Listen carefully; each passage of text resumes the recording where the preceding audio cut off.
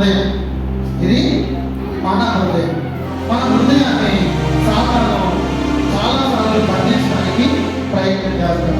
మంచిగా ఉండాలనుకుంటే వాడు మనం మంచిగా ఉండనే ఎవరో మనల్ని తీసుకురాగా ఉంటారు. చూసేగాడుగా చూసేగాడు తీసుకెళ్ళి అనేవారు. నిజమే, కొంతమంది పిల్లలు ఎలా ఉంటారంటే మంచిగా ఉన్న వాళ్ళని ఈ చెడ్డగా పక్కన తిరిగే వాళ్ళు ఈ పక్కన నుంచి వాళ్ళు తీసుకెళ్ళిపోతూ ఉంటారు. ఈ సాధారణ మనల్ని ఏం చేస్తూ ఉంటాడంటే బంధించి చేస్తూ ఉంటారు. ఇలా చూడండి, ఈ తాడు సాధారణ పద్ధతి ఏం చెప్పండి, ఈ తాడు ఏం చెప్పండి, సాధారణ యొక్క పద్ధతి. ఈ సాధారణ మనల్ని ఏం చేస్తూ ఉంటాడంటే మనల్ని బంధించేస్తూ ఉంటారు. మనల్ని బంధించేసి మనం సాధారణ పద్ధతుల్లో చిక్కుబడి చేస్తూ ఉంటారు.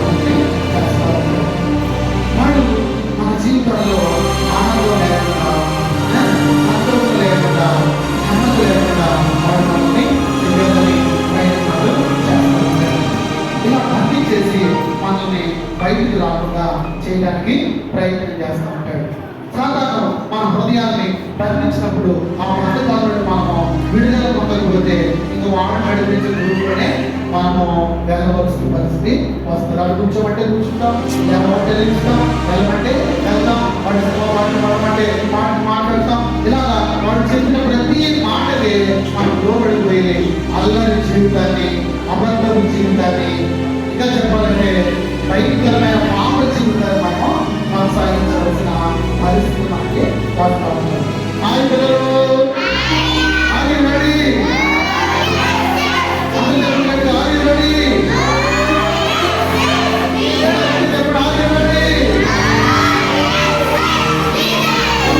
మనందరం కూడా ఆ సాధారణ పద్ధతులను విడుదల పొంది పాపము ఇచ్చిన నుండి, పాపము బంధిస్తుల నుండి మనము ఆ విడుదల పొందేటువంటి పిల్లలుగా ఉండడానికి ప్రయత్నిస్తున్నాం.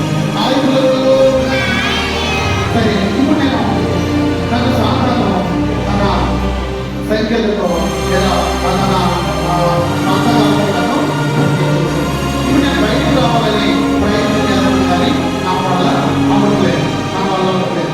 ఇక్కడ ఉన్న మీరు ఎవరైనా నన్ను లేదా నా హృదయాన్ని, బంధించబడిన నా హృదయాన్ని విడిపించగలరా? ఎవరైనా విడిపించగలరా? ఈ తాడు నుంచి ఈ హృదయాన్ని ఎవరైనా తీయగలరా? చూపిస్తాడు.